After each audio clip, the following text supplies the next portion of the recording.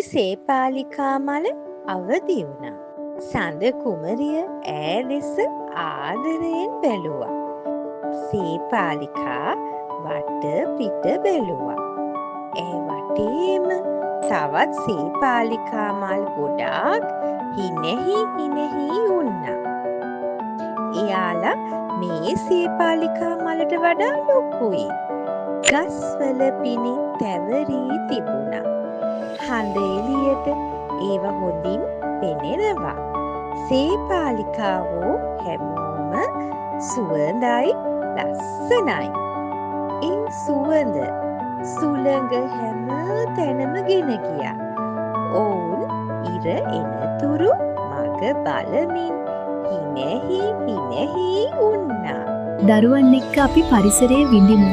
තේරුම් ගනිමු. ඊට ආදරය කරමු.